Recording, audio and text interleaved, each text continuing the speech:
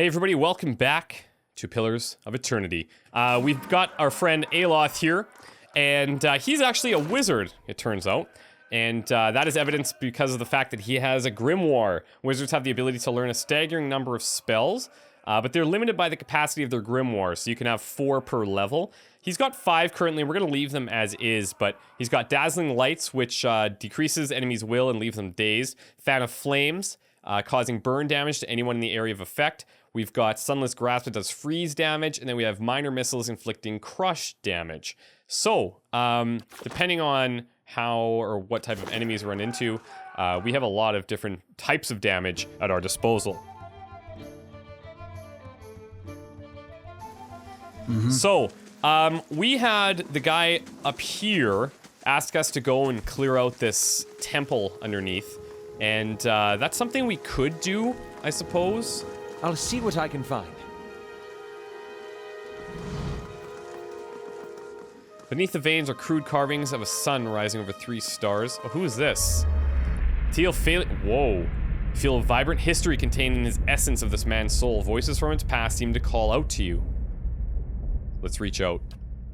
You see a pennant waving tall and as sluggish in the wind, a rising sun embroidered on the banner, the vanguard of a small troop of paladins. The atmosphere is buoyant if restrained, and their armor has not yet been tarnished by the elements. This expedition is fresh, young, filled with zest and zeal. At their head stands a commander, awkward in full armor, but determined in step. Despite the excitement of his fellows, he does not smile. There's a twist to his mouth. His countenance grim. He throws up a hand, halting his troop. Silence falls among them, revealing a dark thunderer, deep and hollow. Dark thunder, deep and hollow. He orders them to ready their weapons and spread out. Eyes dart from horizon to horizon, necks twisting to see the source of the sound. In the distance, dust and lightning rise from the ground as Stygian clouds race towards them overhead. The soldiers stand, only the staccato movement of their breath betraying their nerves. The commander closes his eyes, calling a blessing down on his troop. Invigorated, invincible, they wait as the enemy draws closer, poised to attack. Whoa.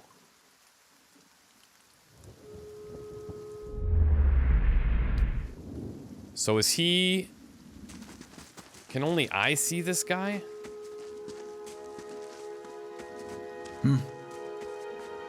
Been thinking about joining over at the Dryford. They have it better than us. Or Deerford. Smith. Not that we really need one. Might be a good idea to just check out the area first. See all the different places that are available to us. It might tell us, yeah. We're west, Aufra's house. North, Ingrid's house. Windmill. Black's Hammer Smithery. Let's go and check out all the different houses that we can.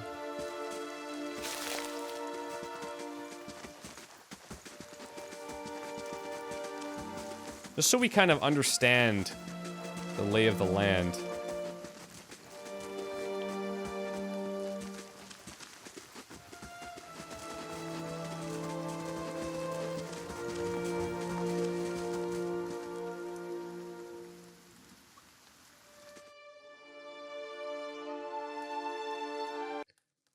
Okay, Aufra.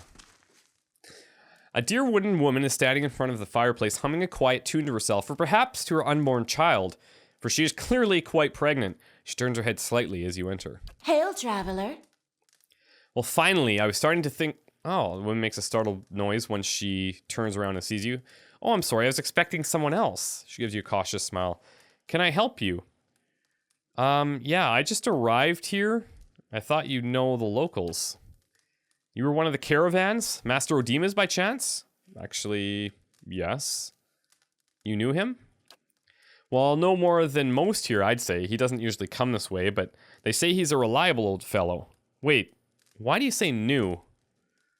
Well, I'm sorry, but the caravan was attacked. I'm the only one left. She covers her mouth with her hand, eyes wide with horror. For a few moments, she can manage nothing but a strangled, voiceless gasping, her eyes brimming with tears.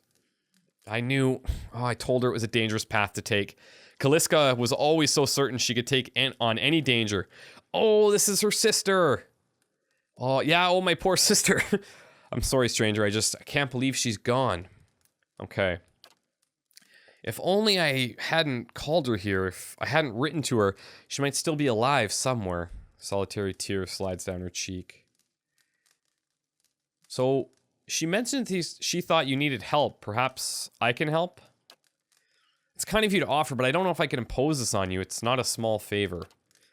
I'm worried about the baby, about the legacy. I told Caliska as much as I could, but all I know is that for a long time now, every child born in Gilded Vale has been soulless, empty. It's happened to so many mothers, and Lord Redrick, he's exiled all of them, calling it a sign of the gods' disfavor. With my Hathor gone, I don't know how I'd manage if I lost my home, too. Hathor is the one in the cave, isn't he? Or in the temple? I hope Caliska could help me. They say Ranga, the old midwife, knows a way to prevent a child being hollowborn, but she moved south to Anslock's Compass 2 seasons ago. The journey's too far for me. I can't make it as I am, but I don't have anyone else, now with Caliska gone.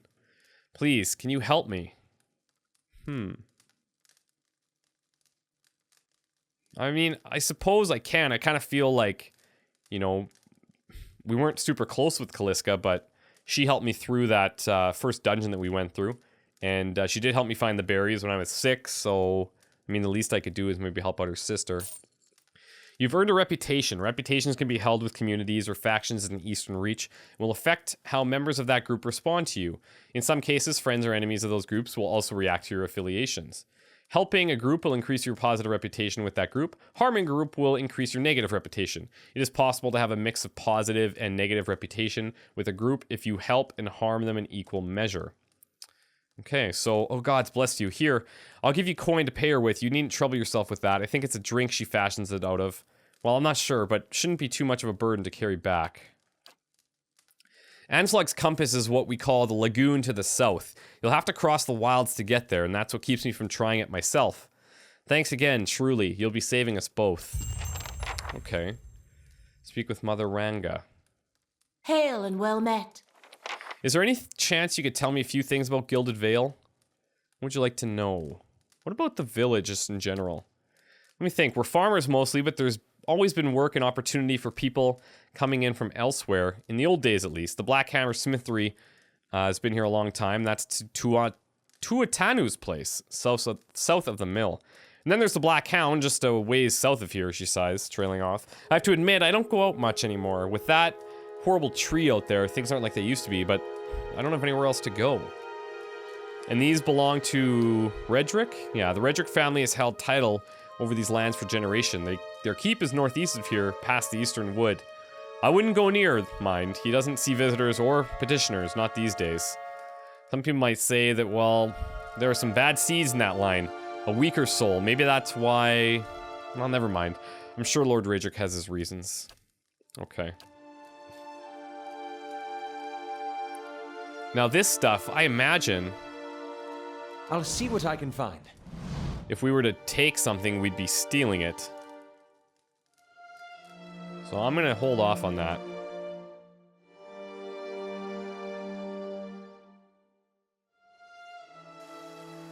So then we now should have a couple of quests here. We've got a Mother's Plea. We've got Buried Secrets.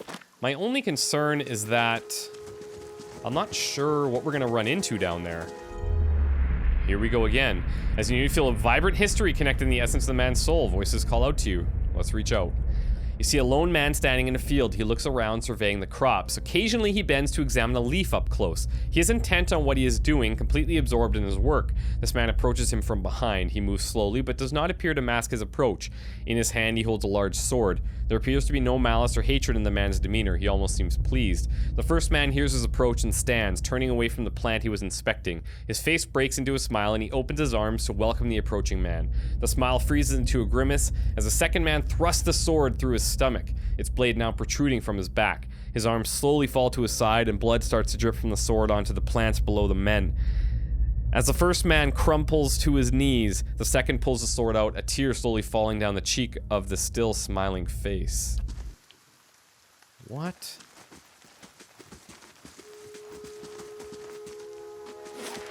Okay, so we can head out this way. Let's head over to this Ingrid's house here.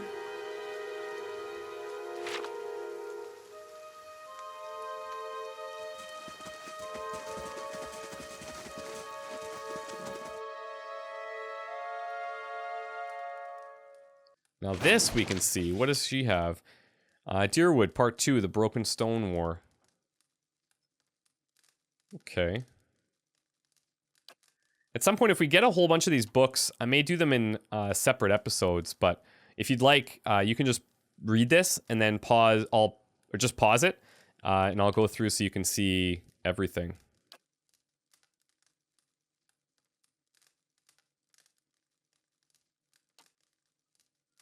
But if we get a sequence of them, then I will certainly read them once they make sense. This bottle of Sunred is half empty. This man and woman appear to have been deep in conversation, working at closing two bulging satchels. They move to embrace until the woman notices your approach and pauses, her smile faltering a little. Hail and well met. Can we help you? Do you know this man, Naunton? Oh, the Naunton was the guy that we ran into by the tree. Yeah, I think we met in the Valewood. I warned him about the bear. Oh, right. Yeah, glad to see you've made it. Was there something else you wanted?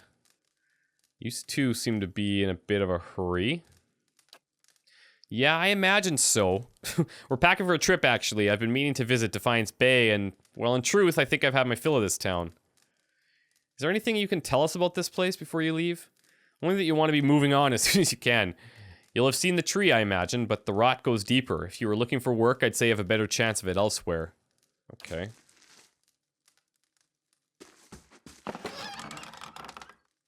Well, let's take this. They don't seem to mind. Well met, friend.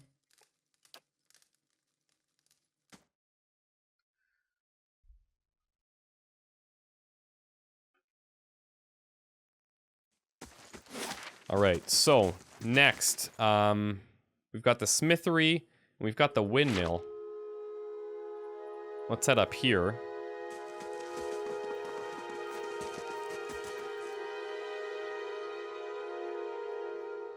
We know there's more grain in there, Trumbell. We won't settle for scraps while you grow fat on our crops. The first of you drunkards comes through that door gets a shot between the eyes. God hear me, Swainer. I'll put you down like a dog. Come away for now, lads. We'll be back, Trumbull. We'll have fair prices, or by the flame, we'll have a reckoning. Investigate the feud. Well, yeah, okay.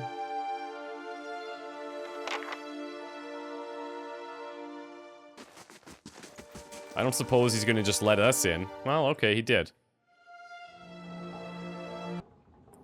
Trumbull, he's an elven man. He stands before you, his relatively stocky build suggesting a life of labor. His face is pale and drawn, his eyes wide. Behind him, a younger man and woman exchange worried glances. It's okay, guys. The miller raises a club as you enter. It shakes violently in his grip. Get back if you value your life. Just hold on. Not here to hurt anybody. Who are you? Is Swainer roping foreigners into his little crusade now? Swainer's the guy who was outside, I guess. No, my name's Gloom. I just got here. You picked a bad time to come visiting. Gilded Vale's had all its shine scraped off. Just a big dung heap now, and Swainer thinks he's king of it. They're all of them mad. What was with the ruckus outside there? Was that was Swainer? Where to begin? Swainer's whipped them up into a froth. Oh, okay, so Swainer's like their, I guess, leader. Going on about the grain stores. Claims I've hidden away most of it. All I do with the grain is sell it. I can't create it out of thin air, and I can't hand it out for free. I pay the farmers for the crops they bring in, and I sell what comes out of the mill. Most of it goes to the Black Hound on the west side of town for ale, and Swainer and his lot sure don't mind that part. You take a look at the fields on the way into town, the crop's blighted, and most of what I'm getting from the farmers. What's gone off, rotted through. I can't pay top prices for blighted wheat, and I've barely got enough good grain to go around. Swainer's howling after things he has no right to. Seems like a pretty clean story for a messy situation. It's not. Look, Swainer's always been a rotten bastard. With stores so limited, maybe I save the good stuff for people who deserve it. Aufra, for instance. She's expecting a child. Should I let her starve instead? No. Do the villagers know about the grain supply? Some. The innkeeper, for instance. It's better not to worry anyone. I'll be trading for supplies soon enough. If we can just keep things calm until then, we'll be in the clear. Do you mean the innkeeper? I wouldn't drink the ale, is all I'm saying. Okay, do you think I should go talk to Swainer? I'd be grateful if you did. He won't listen to me anymore, but maybe you'll have more luck. Tell him we're all having a hard time of it, and we'll all have to make some sacrifices. We'll be in your debt for it if you can convince him. Okay. Resolve the feud between Trumbull and Swainer. Rancid stench rises from the grain. It's mushy and modded with green.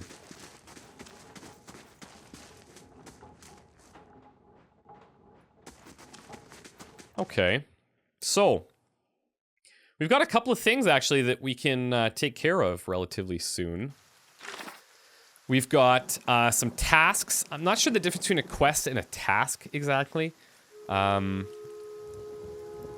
is likely to be at the inn. We've got buried secrets. We've got that temple. And now we could travel to Ansglog's compass and speak with Mother Ranga. We also have visions and whispers. Finding a dwarf woman from the dream. Hanging from the tree that stands at the center of the Gilded Vale. That might be a good place to look for her.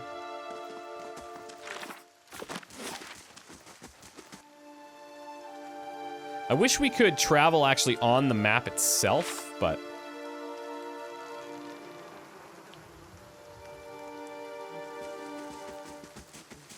yeah, this looks like it could be her.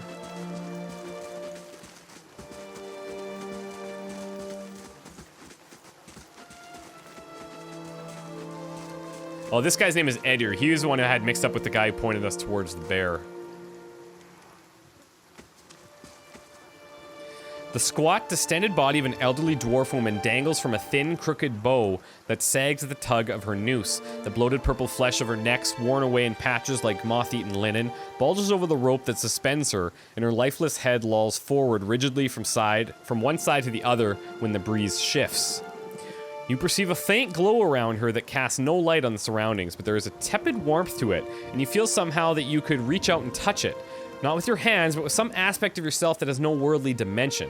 This is the ability that we've developed since we watched those guys do this ritual. We're still kind of learning about it, but we seem to be able to either connect to their past, which actually fits really nicely with our Cypher class, interestingly enough. Let's reach out for the woman. You take a deep breath, clearing your mind, focusing on the objective. As you exhale, you feel yourself spreading out toward the hanging woman, perceiving all that lies between you and her with new, unfamiliar awareness. Once you've expanded enough to reach her, there's a sudden jolt to your mind, a ringing electric surge of images and words and sounds. Involuntarily, you shut your eyes and you feel yourself being pulled down to some deeper consciousness in a space occupied only by you and the hanging woman. And when you open them again, she is staring at you with eyes clouded in milky fog, her body still swaying in a wind you no longer feel from a tree that stands planted in a misty world. The woman gives you a slow nod of her head, the rope creaking as she does so, and she smiles at you. Have you come here Have you come here for me, dear? Or have you gotten lost? Ah, it is both, I think. Yes? Okay, maybe she can explain all of this to us. Can you tell me, like, am I imagining this? No? No, I think not. A pity that. It would be simpler. A mercy even. To not have to wander anymore, no? Alas, we are here, you and I. Wherever here may be. Okay, and how are you able to speak to me? Is that what we're doing? Perhaps it just seems that way. Perhaps it is the easiest way for your mind to make sense of it. I think it is a very good choice. Okay, maybe you can help me. I need to understand something that's happened to me. She nods, a look of pity on her face, as though consoling a child. The world looks a little different than it used to, is that it? Feels like you're noticing things for the first time that have always been there. Yeah, well, maybe a little bit. You have seen past the shroud. It only takes an instant. Your soul remembers, yes? Remembers how it sees when it leaves the body, like being reminded of a dream you had forgotten. You are a watcher now, and a watcher you will stay. Okay. And what's a watcher exactly? What indeed? Long hours have many animancers spent studying such things. Not I, though. Not I. I'll tell you what I know, though, since fair is fair. And here we are, visiting, you and I, and it reminds me of better times. Souls pass on. Some say through Audra stones, which are the blood veins of the world. They leave the world for a time and are reborn into it, sometimes more than they were before, but usually less and seldom the same. For all souls there is a time where they do not live, yet have not passed on, and those souls roam the world, same as you or I, either leaving or lost. But no one sees them because they have forgotten how. And those other two people that we talked to, that was, I guess, images or stories about how they died, and then they just haven't passed on yet. Like, completely. A watcher sees, though, knows what to look for. And sometimes they know a person just by looking at them, know where they've been in ages past when their bodies were other bodies. See memories even their honor can't recall. A wonder to behold when all goes well. A wonder! Whoa, whoa, what do you mean, when all goes well? Oh, nothing to be afraid of, I'm sure. It's just much to take in for some. Sometimes there's trouble sleeping or other difficulties. Other difficulties such as? She smiles at you reassuringly, fanning out a tuft of long whiskers that sprouts from one of her cheeks. That's attractive. You should see old Merwald. He could tell you much more than I. A watcher just like you. Helped many in his day. Took up in an old keep no one would claim. Not far, not far. Kadnua, beyond the Black Meadow. He will welcome the company. Now, this watcher ability or what have you that we have, is this what saved us from the bivouac? Because obviously our companions did not survive, even though they witnessed that ritual as well. So perhaps it wasn't the ritual, maybe it just triggered something inside of us. But perhaps she has an answer for us. Did you now, dear? My, that would be something, wouldn't it? Could be luck, could certainly be. Okay. A storm can be a careless thing. That's not giving me the answer. Or maybe it got its hands around your soul but couldn't pick it up. A soul can be heavy if it stayed in one piece through its time. Strong souls, we call them in the trade. Cold, I mean. Called them. Those days are all behind me, no? You said souls break apart over time? Oh, yes. Entropy. Rimagan's work. We know little of why or how.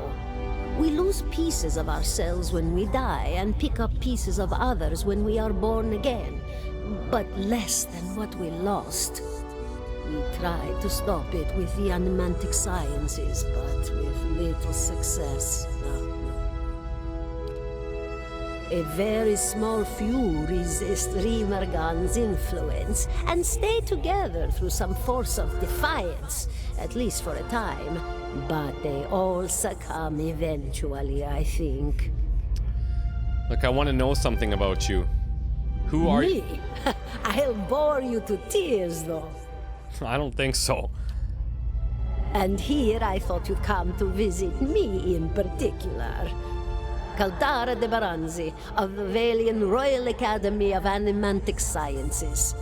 Not the greatest of their number, but I came here all the same because this was where help was needed. And what happened to you exactly? She laughs, a rasping, choked cackle escaping between rows of buttery yellow teeth, causing her body to bob up and down with each spasm. Seeing your blank expression, she catches herself. Oh, come now. Such a question. As though the answer were plain as a rope tied for strangling. Allow an old dwarf her last bit of cheer. I suppose it was fairly obvious. Well, I came where I was needed, didn't I? offered my services to Lord Radric for a pittance, a humble pittance. I was to examine the Lord's wife, see why the gods have seen fit to poison her womb. Studied her for months, looked high and low for impurities, tested her valence, the permeability of her essence. Do you know what I found? I'm guessing you didn't find much, but tell me. Nothing at all. A healthy woman, head to toe, blessed with a beautiful soul. Such a sweet woman, too. Meek, but warm-hearted. A few months' time, and the lord of the house demanded answers. For a time, I told him what he wanted to hear. Oh, yes, my lord. She is riddled with imbalances. I must have time to cure her. As the birth drew near, he grew impatient, as lords do. And this is where I've ended up. Okay. So you're one of the many that he's cast out and, well, killed. What exactly is an animancer? A student of the soul. Something so basic, yet so poorly understood. But so many breakthroughs have been made in my lifetime. Had been made. Had been. To hear the locals tell it, we're a gang of soul manglers that preys upon the weak-minded. And the worst of us are. Okay.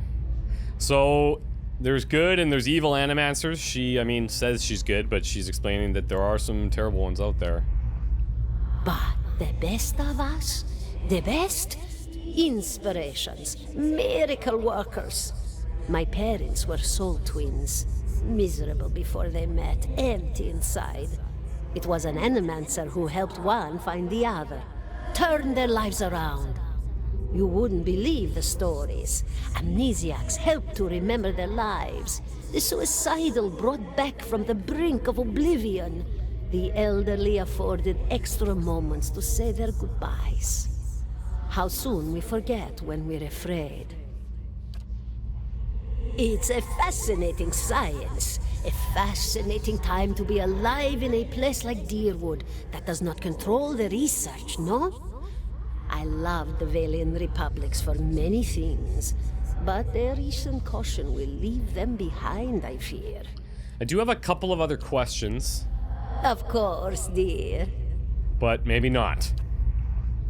Goodbye, my dear. It was lovely visiting. Caldera closes her eyes and her head slumps forward over the noose, and your surroundings seem to bleed into your vision from some unknown place of waiting.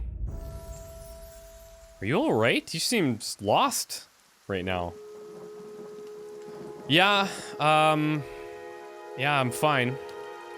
It's good to know, but I don't suppose you could tell me what that was about. Well, turns out I'm a watcher. Well, that's interesting. And I expect that has something to do with the hooded figures in the runes, In any case, I appreciate your honesty. Since we're traveling together, it's probably wise for us to share these things. Well, okay, do you know anything about these watchers? Only that they're rare and that they seem to have unique insights into certain soul conditions, as you just demonstrated. Alright, let's move on then. Travel to Cade Nua. So we've got a couple of places out there that we're supposed to travel to. Defiance Bay is a rather large section. Deerford Village. I wonder where that, I wonder where the other one is from the other quest that we have. This, Analogues Compass? And speak to Mother Ranga. Interesting. Travel south to Analogues Compass. Maybe that's like a longer term thing. Visions and Whispers, okay.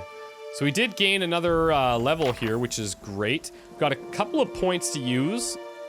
I'm thinking we could go into... Let's see. Let's go into Stealth. Could grab Athletics. Or sorry, another one in Mechanics. And then maybe grab an Athletics as well. I'm not sure how much we really want to go into lore, but I'm thinking our 3 main will be mechanics, stealth, and athletics, and probably in that order. We now have level 2 powers, which is actually amazing. So let's check out all of these here. This jumps targets with Pierce. So it bounces psychic energy harmlessly off the target and onto the closest nearby enemy, causing pierce damage and violently pushing them backwards. That's pretty good. Mental Binding. Ciphers can target or directly target allies and enemies with powerful soul focus effects. These powers cost focus, which ciphers build through the use of their soul whip. But why would I... Oh, okay, that's weird. We didn't have it selected. Mental Binding.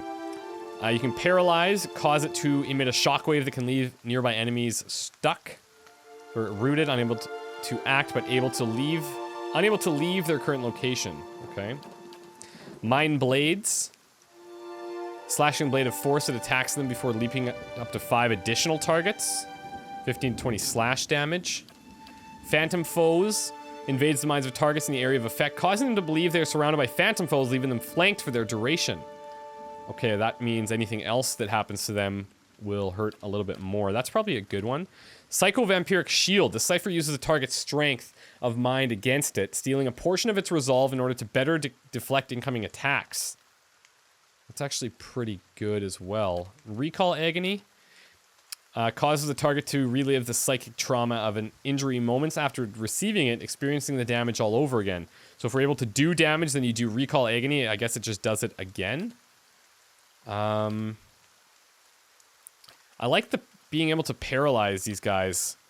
We could use Phantom Foes as well to create a little bit of distraction, cause everybody to be flanked. Although, I don't know. I mean, it does last for 15 seconds, so that's a lot of time that we could be doing additional damage and flanked damage. Flection's reduced by 10. Just means their chance of getting tacked, I guess, is a lot higher. Let's do that.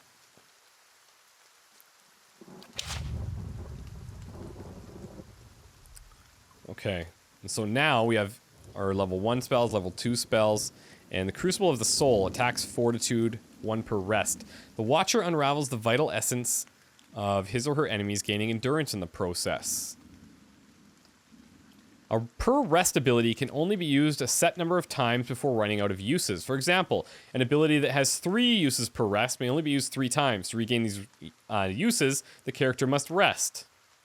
Okay, so the Watcher unravels the vital essence of his or enemies, gaining endurance. We gain endurance from it. Does burn damage as endurance. All right, that seems pretty intense. 17 and a half. Excuse me? The smell of pipe smoke, at once earthy and sweet, winds its way onto your nostrils. Your eyes trace the smoke to its origin, where you find a broad man with straw-colored hair leaning against a mossy rock wall, his pipe held to his lips with one meaty hand. He looks you directly in the eye, but the look is not aggressive. He regards you with a peculiar smirk. 17 and a half. Well, could be 18, depending on how you count the dwarf woman. That's the number of people on that tree, perhaps? The dwarf woman. You were trying to figure out whether to count her as a full person. I think you oughta. That's what I'm guessing.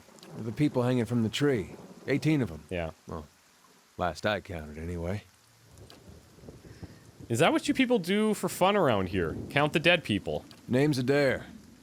Though to the people around here, might as well be 19. Don't think I'd put you much higher than 22. 23 tops. You look like the sort that likes to get involved. Yeah, a little bit.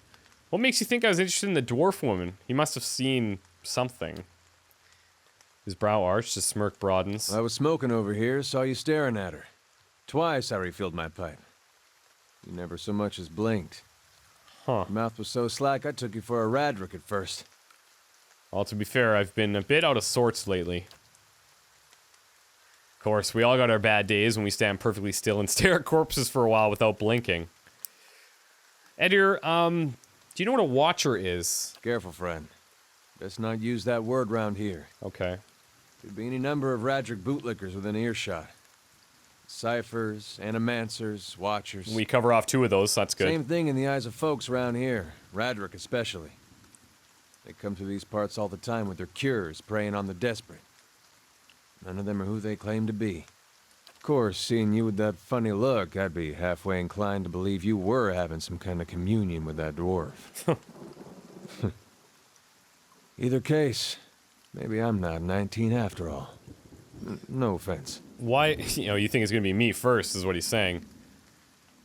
So why do you think that you're gonna be hanged, though? What is it that you're doing that you shouldn't be? The town's had it in for me for a long time now. Only fellow who ever stuck up for me, well, he's number 18 up there. My headman on the farm. Used to be my captain during the war. What war? Saints' War, only one in my lifetime. Fella decides he's leaving the incarnation of Aethus. Overthrows Ridceris. Marches on Deerwood. So we gave him a Deerwood and hello. What's a Deerwood and hello exactly? Blew him up. Smiles at this, but his smile is of one recounting a joke for effect rather than enjoyment. Who's Aethus? He's a god of rebirth and redemption, formerly, anyhow. Maybe they call him something different where you're from. Okay. Why was your headman hanged? Got involved. Interesting. He's like, you look like one that likes to get involved.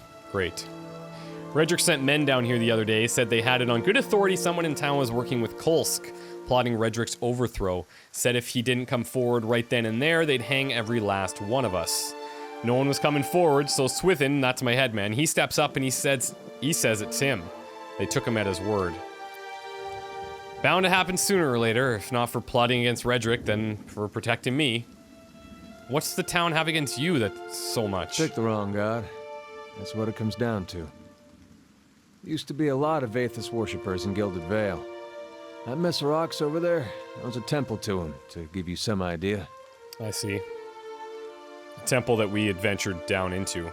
Then one day, somebody named Widewind shows up on Deerwood's doorstep. Says he's the living flesh of Aethys. Got an army with him. Suddenly, Aethys isn't so popular in these parts. My brother Woden and me, neither of us believed it. No way was that Aethys. He enlisted, and then I did too. But, he didn't make it back. Oh. After the war, people took to punishing Aethys worshippers, accusing them of treason. Got real ugly, especially after the legacy started. Folks needed someone to blame. I was safe because I fought, but then this rumor starts that my brother, that he was on the wrong side. And I wasn't so safe anymore. Until my headman stepped in and said they'd have to hang him to get to me. Seems that's no longer a concern. Of course, the townies don't do the hanging these days, but when Raedrick's men come, they got no problem doing the pointing. Aloth glances at you and lowers his voice. You can see why I was eager to leave. Well, who's Kolsk? Someone who got tired of all the hangings. He's on the run now. Probably will be until they catch him. So, if you are next to be hanged, what are you still doing here? Drinking, mostly.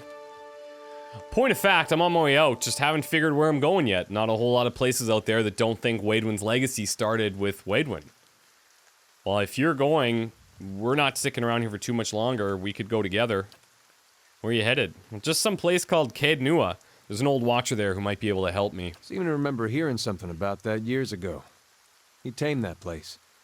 People would seek him out for all kinds of things. Troubles of the soul, questions for the departed. Of course, that was back when you didn't have to say watcher with a hush on your breath. Fair enough. A man such as that, there'd be things I'd want to ask him. Don't know why I never thought of it before. It's interesting, I like that. Like, something kindles in Eder's eyes, and the vigor of purpose finds its way into his voice, right? Like, he's suddenly more determined. Not sure how I feel about setting out with a stranger, and a strange one at that. But, truth be told, you might be the only one in town who wouldn't feel some relief seeing me swing from that tree. That's probably true.